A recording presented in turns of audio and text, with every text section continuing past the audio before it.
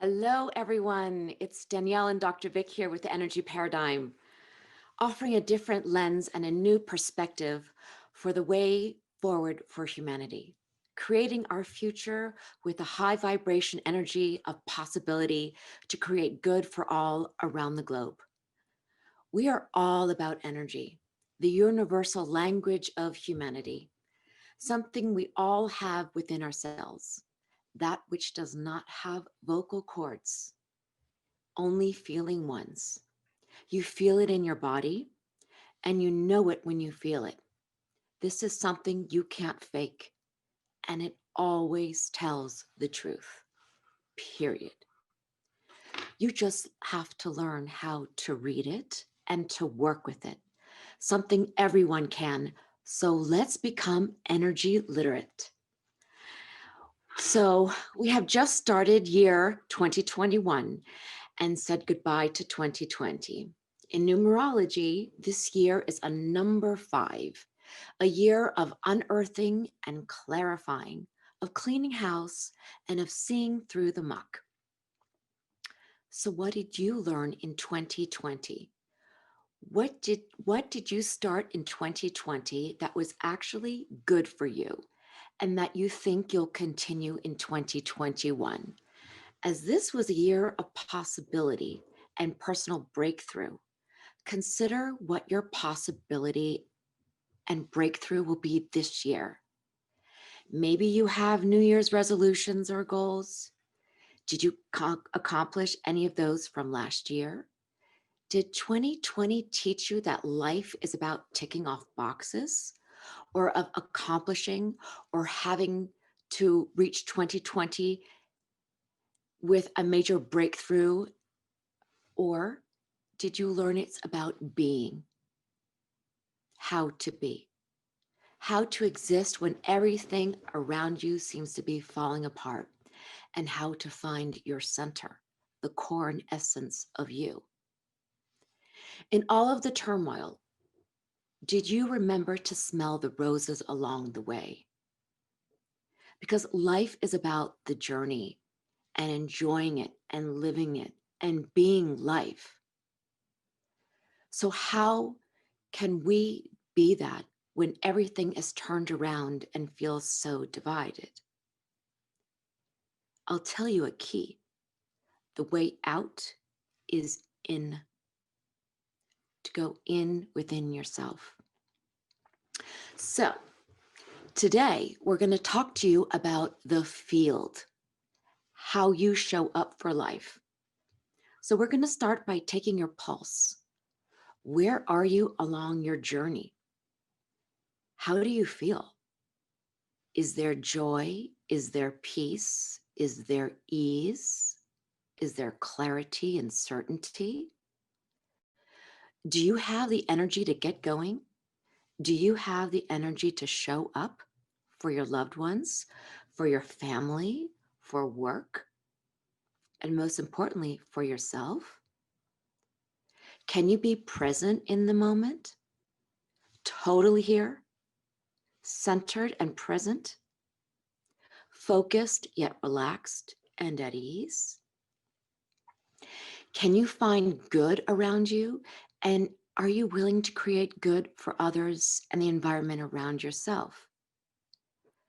How you truly feel and how you feel about a situation or another is always, always transmitted. It vibrates in your field. And that transmission finds its own level, whether you like it or not. Like the old adage, water finds its own level. Let's investigate today in this show the field of ours and how we can set it straight every day with our frequency and vibration. I love it. Energy literacy, that's what we need, because we have not been taught or told. The only thing that we have been taught or told is that everything we can touch and see is real and all the other stuff isn't. And what the energy paradigm stands for, what we stand for, is that there is a far bigger world out there. And that world happens in energy, and the energy creates the physical, tangible that we can see and touch and smell.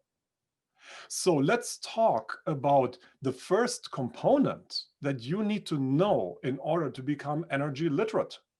It's called the field. The field is, you can call it aura, you can call it electromagnetic field, you can call it bubble, some people call it egg. It doesn't matter. We have an energy field around us. And that energy field carries a signal. And for a lot of people who are not energy literate, that signal is random. Why? Because we don't know, right? So we go out there into our day, into our daily lives, and stuff happens to us that we actually don't want for us to happen. And many of these things that happen to us are actually a consequence of the charge, the vibration in our field. And you have seen that before. So let's say you got out of the bed with the wrong foot. You have one of those days, right? Nothing works out. And it's one of those doom days. You have that energy in your bubble. And that is why on those days, one thing after the other happens that you don't like. Why? Because there's friction in your field. You need to break through this. You need to say, it stops right here. So instead of plunging and jumping into more action, which is what we are taught and told, right? If something is wrong, you need to jump into action. You need to make things happen. You need to tweak it and do something. The opposite is needed. And Danielle, you just said that. The way is in. You need to stop right there when something like this happens to you and start feeling into your field. How am I energized? And we will talk a little bit more about the field and what that is and how to do it, right? And what the components are. But right now, what is in my field? Because the energy that you emit from your field, it's like what you just said. Water finds its own level. What does that mean? You have a certain vibration, a certain energy, a certain hum about you, and that hum aligns with other hums. We know that from frequency. If you have one thing, let's say you have a loudspeaker and you set the loudspeaker to a certain frequency and you turn up the volume, then something in your room will start to co-resonate, which happens to be at the same frequency. Yeah? So this is exactly what happens with our field. If we have anger in our field, guess what happens? You will find all the other wonderful people who are angry that day. If you have happiness in your field, you will actually find other people who are happy. And we always think, oh, it's because of my eye, because I'm seeing, right? I see bad stuff, so I see more bad stuff. I see good stuff, I see more bad stuff. It doesn't work like this. It starts with the energy of it. And we are highly sensitive.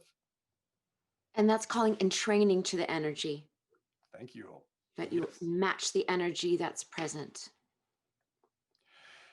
And you know, we need to become energy literate, because if we don't, we create all types of things we don't want to see in our lives. Here at the energy paradigm, we call this the wake of collateral damage. Imagine you are a ship and you're going in the sea or on a lake and you have a wake behind you, right? And that wake can be good ripples that make other people happy and that make yourself happy, or it can be frictionless ripples where you create what we call collateral damage, where you leave a lot of unhappy people behind. And that proliferates. And suddenly you have a whole bunch of unhappy people and they have it in their field and then they go on. This is how it works. So why not reverse this process and energize in a way that makes you happy, that makes you feel at ease, that makes you feel calm, that makes you feel strong, that makes you feel in your element, that makes you feel in charge of your life. And if you are tuned to that radio station, so to say, if you emit this frequency, guess what happens? other people will find you who are at the same frequency, and suddenly you can co-resonate. And those people who are not at your frequency, it might rub off on them a little bit.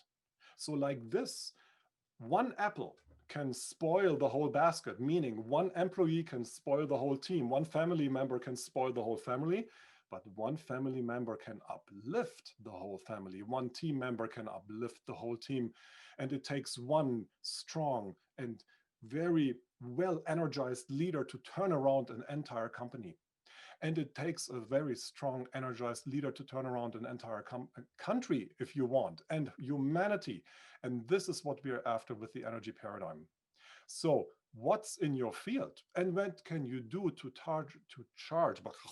Again, what's in your field? Sorry, sometimes I'm speech impaired. So what's in your field, and what can you do to charge your field with the right frequency and vibration that uplifts and elevates you and those around you? This is what we are after, and this is what we need going forward, because we have too much divide. We have too much friction. We have too many unhappy people. We have too many people who are depressed. We have too many people on the verge of suicide. We have too many people who are suffering. And we always tend to wait for a savior out there who comes and saves us, and it's not how it works. We need to do the work ourselves. The way is inside. We are responsible. You are responsible. It starts with you. And with the way in, it is your sacred time with yourself. It's not from a pill, it's not from a bottle. It is strictly time for you to commune with yourself, period. And when we talk about the field, it really encompasses a lot of different factors. One being your thought, because energy follows thought. So, whatever your predominant thought is of the day, the energy will flow in that direction. So, if you have a thought, oh God, this is going to be a horrible day, everything is going to go wrong, what else can go wrong to this, go wrong today? Well, imagine what's coming towards you. You're like a magnet. So, whatever you set, whatever dial you set your temperament to that day or your thoughts, that's what you're tuned into, and that's what's going to come your way. So really something to be cognizant of, that you are co-creators of the energy that you emit. So you And, are responsible for that. You're also creating your day, your future, and your if you don't life. like, I'm sorry, if you don't like what you're seeing out there, you have co-created this thing. So it starts with you to change it. And changing doesn't mean you pick up arms or you argue. Changing means you change your field. And Danielle, you already mentioned it. So there are several components in our field. And if you are into any type of mindful practice, you have heard these things before, because they are universal. You can go to any type of spiritual or whatever practice that has to do with how to be, and you will find these components. The components are body, mind, and spirit. And we will get into those now a little bit.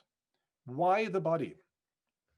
We happen to be in physical form right now, right? There's a body, we can move it, there's something going on, we need to eat, we need to breathe, all those good things.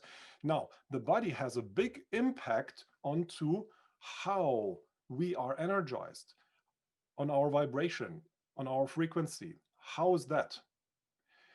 The emotions that we feel, and we feel emotions all the time: happy, sad, joyful, depressed, in love, in hate, right? I mean, all these things are going on all the time in the background. It's kind of the subconscious processing system of what's going on in our world. Those emotions go into the body, and they go into certain parts of your body, and they start lodging themselves there. That is why we need to move our bodies. All systems that kind of scratch on the surface of consciousness have that component. Look into martial arts. Martial art works the body. It's not only to hit somebody or to defend yourself, it is to move your body. because once you are in your body, you can you can knead out the kinks. You can work out the emotions. For example, if somebody gets on your nerves or a situation gets on your nerves, you tend to get a stiff neck.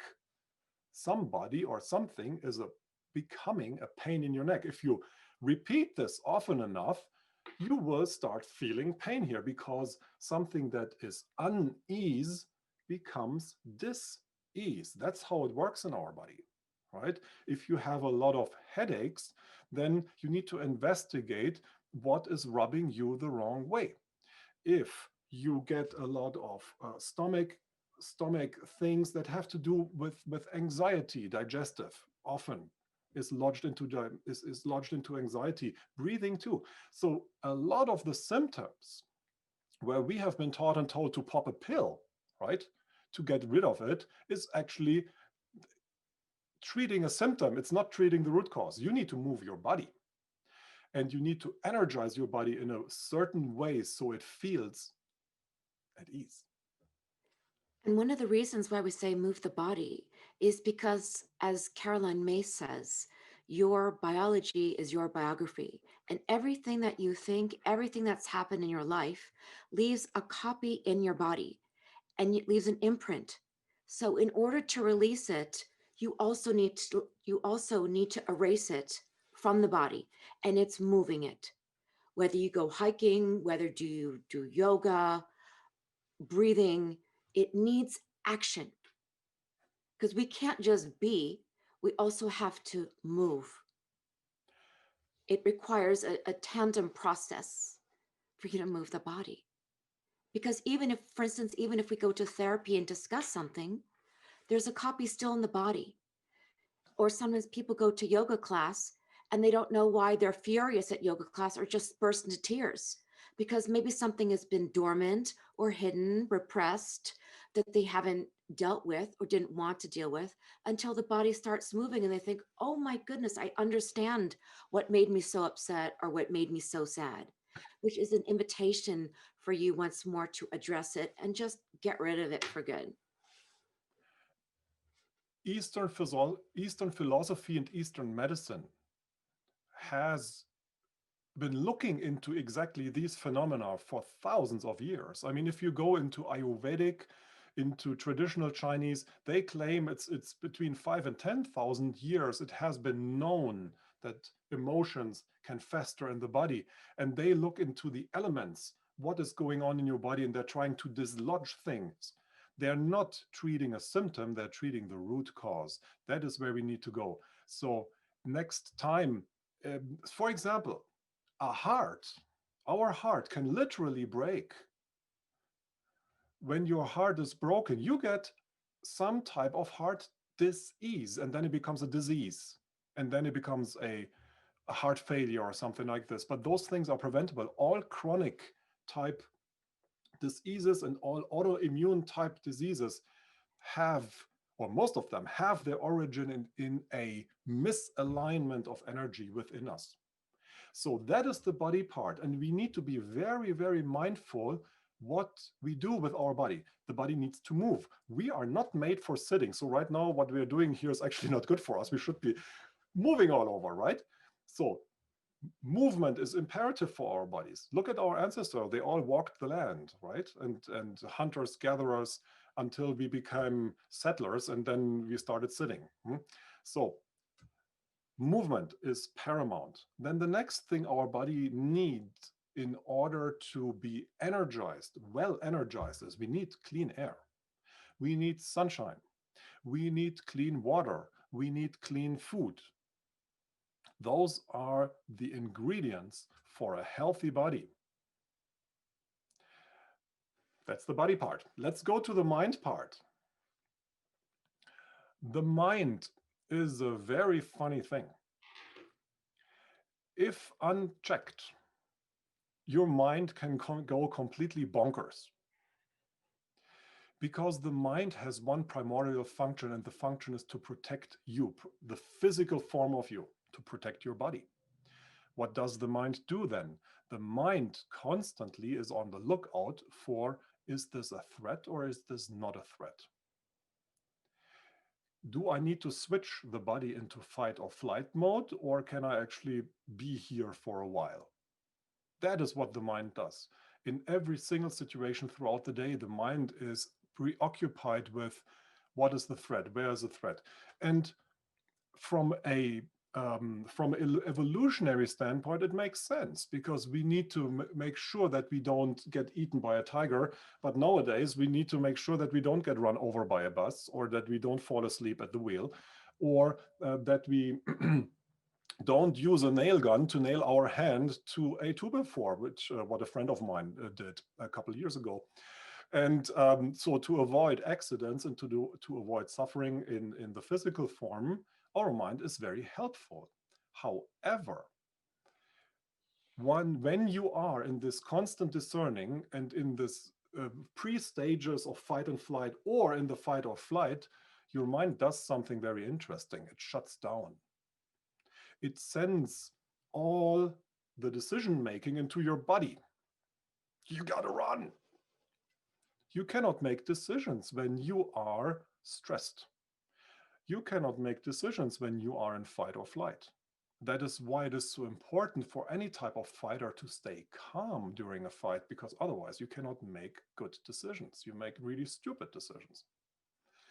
So our mind needs to be calm. And there's a very funny thing, Alan Watts said that once in Sanskrit. In Sanskrit, the word for mind is mud or muda, which means crazy, because our minds go crazy. They go bonkers.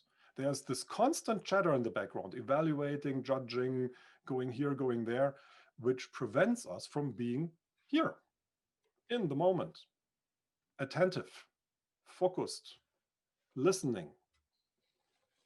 And that is what happens in most families, in most companies, in most relationship. People are not seeing each other because they're so preoccupied with other stuff.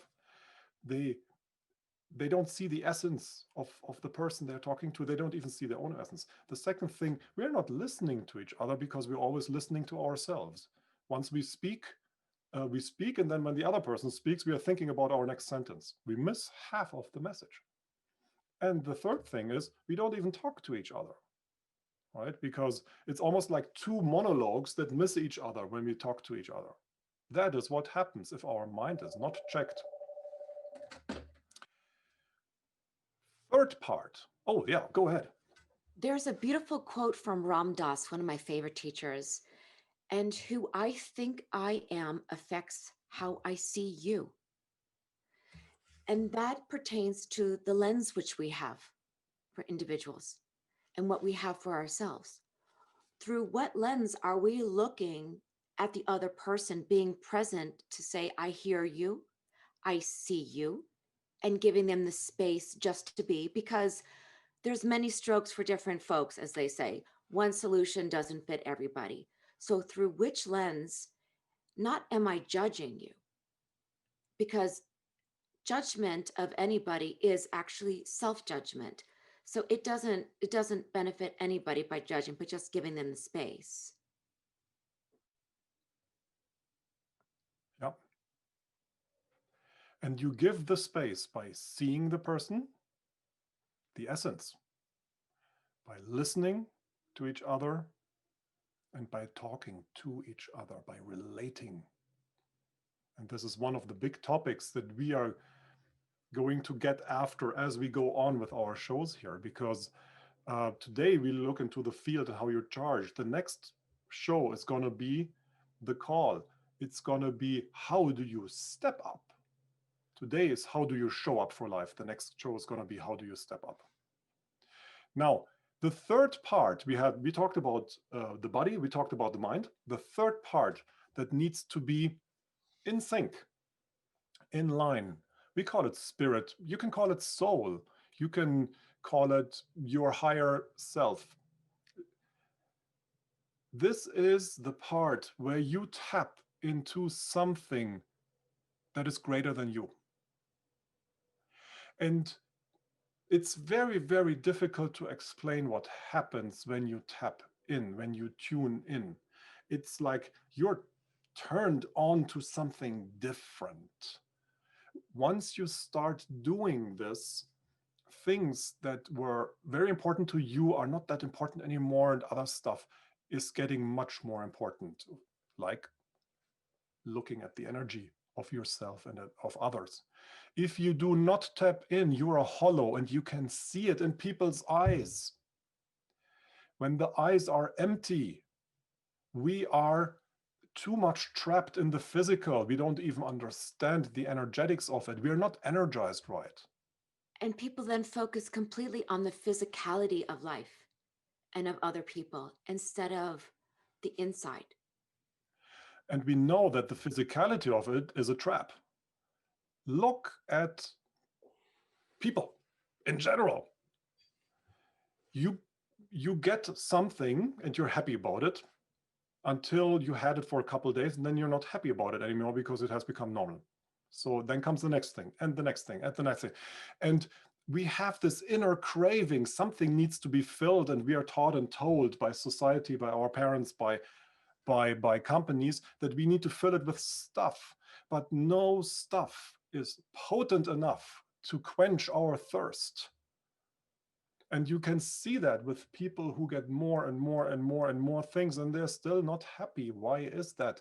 Because there's a void inside, there's a hollow that wants to be filled with something of substance and not with something of material. And it's of no, from our perspective, it's not of no importance how you fill this. You can be Christian and you find the higher thing there. You can be Gnostic and you find your higher thing there. You can be Sikh. You can be any of Buddhist, any of the big world religions will fill that void. Not through ceremony, not through ceremony, not through a empty repetition of sermons, but through the feel of it, through the vibration. And in every religion, you find secret teachings. And those secret teachings, they get you on the right path. You can, Mother Nature, shamanic traditions. I mean, if you look into history throughout the ages, there always has been this search for something higher, something that we can tap into, something that ultimately provides us with guidance and insight and clarity. It's also something that fulfills you. It's the essence of that which fulfills you. It's the substance that quenches the emptiness and this need for more, this need for something else. Because when you experience this, it makes you calm. Yeah. It makes you peaceful. It gives you joy. Kindness is what you want to give to yourself and to others. It sets you on a different path. And as Dr. Vic was just saying, those things that you thought you once loved and you needed, like you need a new car, you need to go to Hawaii, you need this outfit, you need these shoes. When you embark on a practice that truly sustains you from the inside out, that doesn't matter anymore. Things that you gave so much weight to is immaterial. And then that sets you on a different path, and it opens a completely new world for you that leads to just completely altering your lifestyle. Yeah. It makes you dedicated to the practice. It keeps you coming back because you want that juju every time you sit down, or every time you go into prayer, or every time you go outside or take your drum, or when you sing, or whatever you do. You want that all the time. Let's look further into the juju after this short commercial break, and then we will get into the nitty-gritty of it. Thank you so much for being with us, The Energy Paradigm, Danielle and Dr. Vic.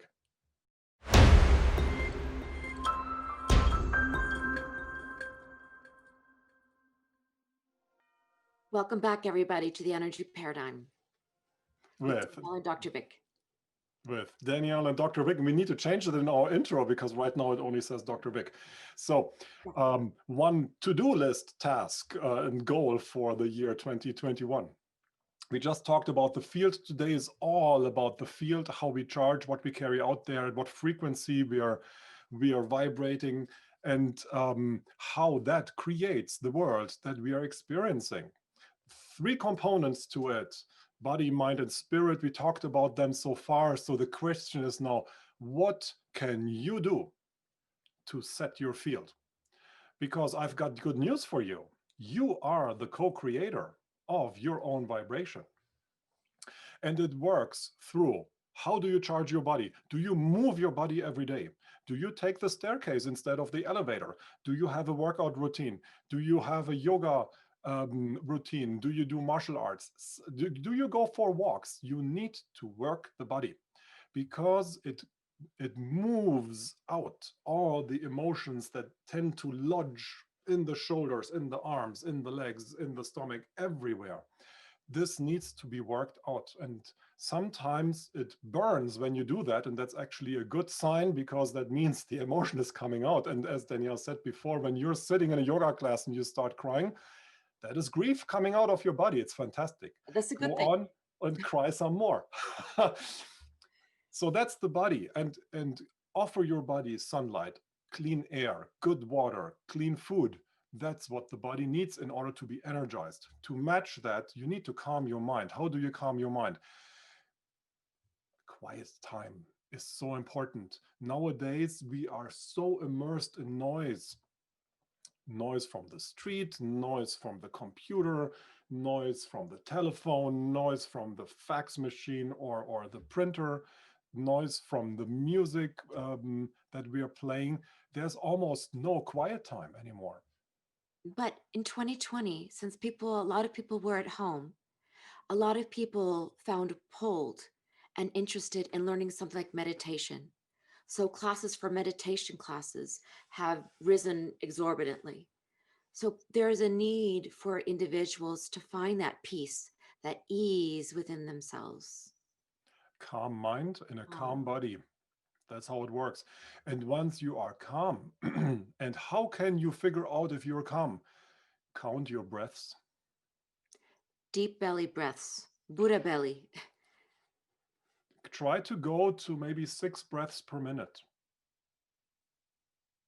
That's a good way to do it. The real masters, they do 1 breath per minute: 15 seconds in, 15 seconds holding, 15 seconds out, 15 seconds holding out. That's brutal. Good luck. Good luck with that one. But you can get it to 6, 4, 5, 4 breaths a minute. The slower you breathe, and the more controlled you breathe, the calmer your mind. It's very interesting connection between your mind and your body here going on. And your breath is indicative of your thoughts. So the slower and deeper you breathe, the calmer you are and the more in control of your thoughts and your emotions. And the better decisions you will make, because you cannot make decisions when you're in inner turmoil. It doesn't work. You're And making neither will all you the wrong. be so, oh, sorry, love. And neither will you be so reactionary. Flying off the handle. Fantastic. Yes. Calm mind, calm judgment, calm look. Very important. And then we talked about spirit, the tapping in. So we already talked about all different types of traditions. If you choose yoga, that's perfect. If you choose a mindful meditation practice, that's perfect. If you're interested in dabbling into Buddhism, fantastic. Every tradition has something to offer. Sufism, they are all great. There And is there's not one better than the other. no, even like very entrenched and rigid institutions like the Catholic Church still have something to offer. If you read the Bible, there's instructions in there on how to meditate, actually. Yeah. And really, it just comes down to you finding what works for you. What does it for you? And experiment and try different traditions or Yeah. try them all. Jewish, Kabbalah, they have it all. Yes. So it's all there. You need to find it and go to a bookstore. Look at all the things in the book that you pick out. You are in the right frequency for that book. That's how it works. It's very weird. It's not a conscious decision. It's not like, here it might take me 2 years and this might take me 1 year. No, that's not how it works. It is the hunch. It is the feeling. What you are attracted to is right. Yeah. No rigidity. There's nothing Now, to accomplish. outside your body, how can you charge your field? So right now we looked inside, right? We looked at mind, we looked at body, we looked at the spiritual realm, but there's also a lot of influence that comes from the outside that influences us. What people are you surrounding yourself with? What people are you hanging with? What's their energy? It rubs off. If you have somebody at home who's always complaining, that is a very, very heavy energy, and you know that when you go there and you try to be kind and nice and everything, and then when you leave, you're totally drained, right? Ugh. Then there are people out there who overwhelm you. They talk all the time, right? And they talk your ear off until you bleed out of your ears, and then that's the same thing. And this is so draining. And in the end, you don't even know what they were talking about, and they don't even know what they were talking about because they just talk to justify their own existence, right? What books are you reading, if at all? What TV shows are you watching? You need to be very careful. There's energy imprinted in there, and that energy affects you and how you feel. It's not a mindless, I'm in a trance watching this thing. Be very mindful. Is this energy that actually I want to expose myself to? Do I want to have this in my field? Because it rubs off. What social media are you consuming? Are you one of those people who engage in the social divide? That has a big impact in not only how you feel, but what you're emitting and the people that you attract. What movies are you consuming, etc., etc., etc. So be very mindful of your interactions. The tendency is that on a normal day, we consume too much and we talk too much. And with that, we also need to be cognizant of the environment we're in, whether at home or in the office, that it's not toxic.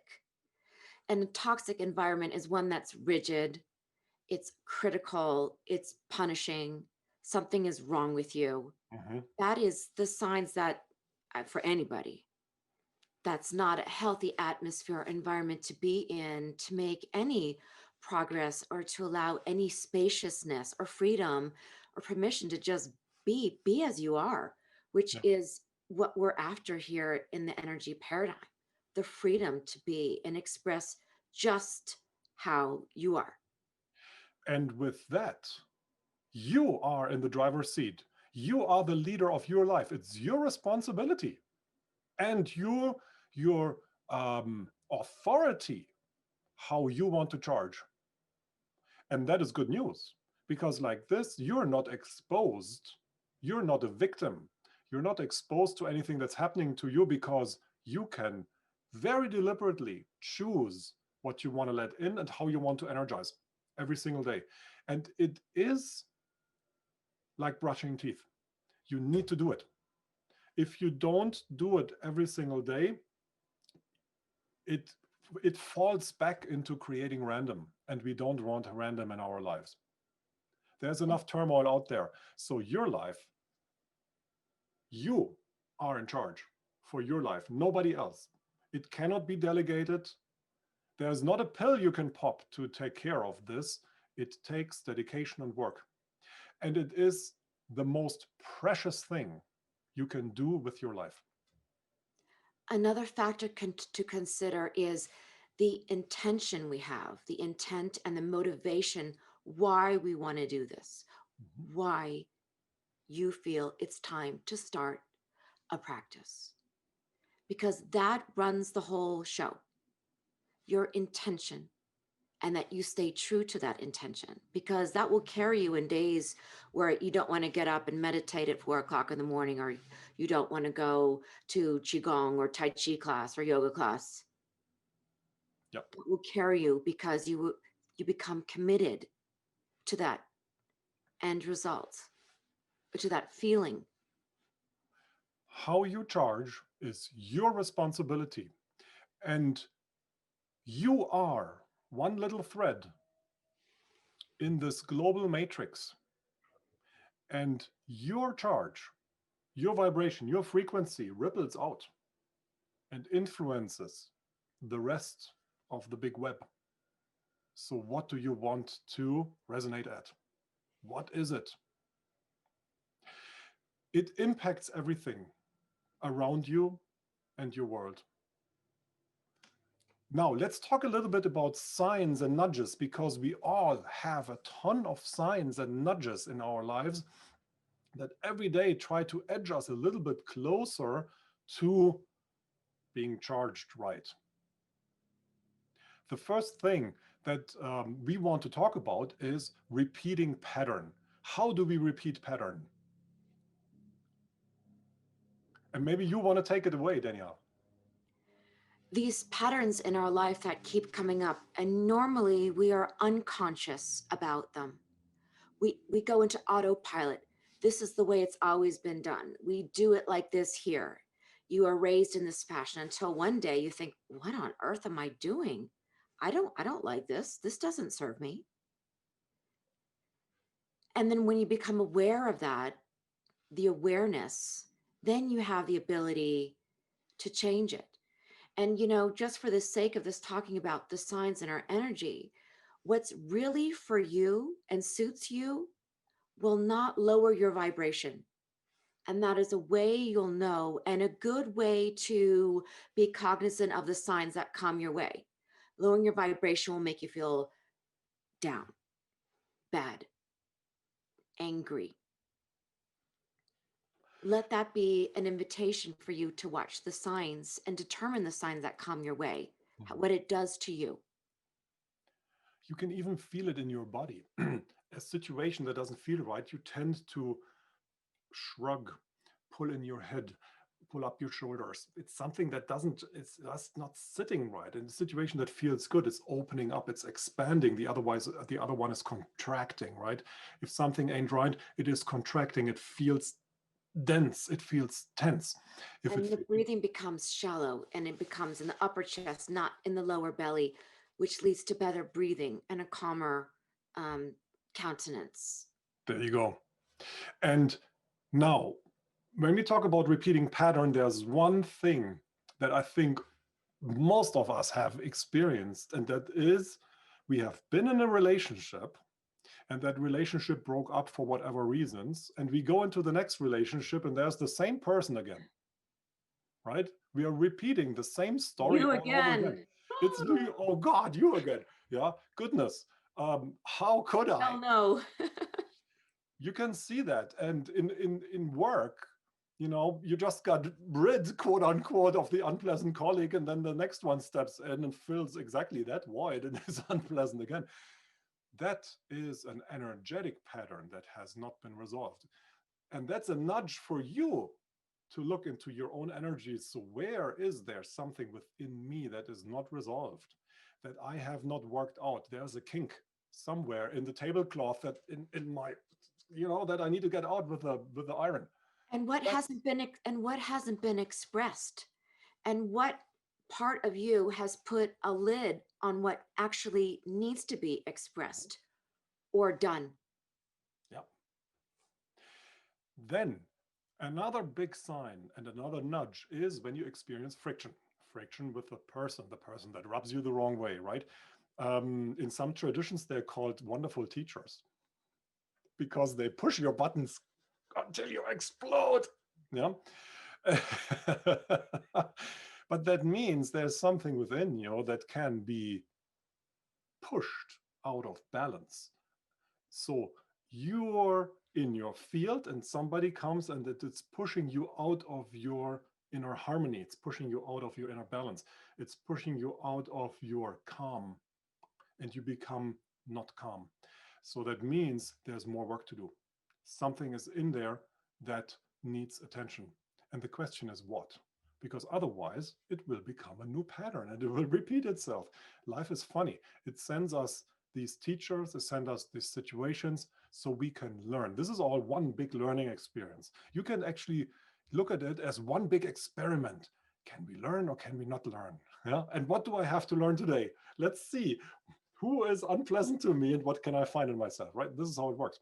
And there's that old adage, know thyself. And if you take the time to truly know yourself and know what you like, you're not going to be able to be manipulated, Mhm. and that there's no need for you to comply with anyone. And no one sets the mandate for you on how to be and how to behave. And these are things to really think about what you've been told as the truth. Is it something given to you or you decide?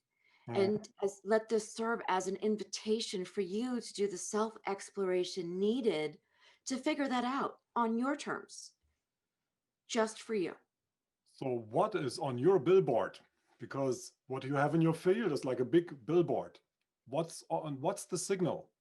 What is your brand that you are sending out there? And you need to pay attention to it. Are you sending out there, I'm a doormat? Are you sending out there, I'm a dangerous person? Are you sending out there, I'm an insecure person? Those are all things that will be picked up by other people and they will mirror it back to you. And that is the learning. And that's the signal, that's the sign for you to change something. For example, if you are someone that struggles with insecurity, for example, you haven't discussed it with anyone, you keep it quiet to yourself, but you feel it, you are silently emitting that signal, that frequency to other people. You're not talking about it, but even though you're not talking about it, it's still being sent. It's like turning off the cell phone, it's still emitting. Yep. And you will meet all these experiences that's going to test your insecurity and whether or not you can switch to the security until you can finally overcome that. And the teachers will keep coming until you get that together. So the big question then is, how do you show up every single day for yourself and for others? How do you show up for your partners in intimate relationships? How do you show up for family? How do you show up for your children? How do you show up at work, within a team, towards your supervisor? If you are in a leadership position, how do you show up for your people? If you are in a learning environment, how do you show up for school, for college, for university? You set the tone. You are in charge. You are responsible. Are you able to show up calm, present, in tune? Easy does it. Yeah, not flying off the handle if somebody rubs you the wrong way. Are you able to see other people as they are? Are you able to listen to them without judgment and without scheming? And are you able to relate to them? Not from your head, but from your heart. Yeah, we have two brains, just in case you didn't know. Big thing up there, and then a little brain in the heart. Heart needs to guide our brain, not the other way around. When your heart sings, you know that the truth is revealed in front of your eyes. Does your heart sing with your family? Does your heart sing with your intimate partner? Does your heart sing with your children? Does it sing when you go to work? Does it sing in a team setting, in a meeting? Does it sing when you have a one-on-one with your supervisor, for example? Does it sing in school, college, or university? That is the question. And ultimately, does your heart sing when you connect to spirit? That's the secret sauce. And we know this is not easy. It can be daunting because people rub us this way, people rub us that way. We have this thing that we don't want anybody to see. We have that thing. But let's get real. This is the year for deep transformation. Can we also just let people be?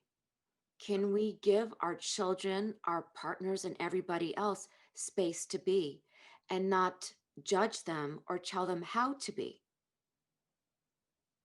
We just give them the space and the freedom to be and just leave them alone because we know no better what's good for them. And we don't know what pushes another's buttons. We don't know what breaks another's back. So we need to show up with our heart, with kindness and compassion, and in a way that is open and inviting. That we show up with loving kindness, most importantly to ourselves. And we extend that to others. And let's try that on for size in 2021. I invite you. That means being present. So here's our invitation for you. Be present every day for yourself and for others and in every situation. Charge your field, examine your field, and become a beacon of light And to keep that vibration up. uplift humanity. That's what we want. And with that, we will wish you a wonderful, uplifted beginning to this new, wonderful year. Happy New Year. Let it be a Happy New Year. All clear.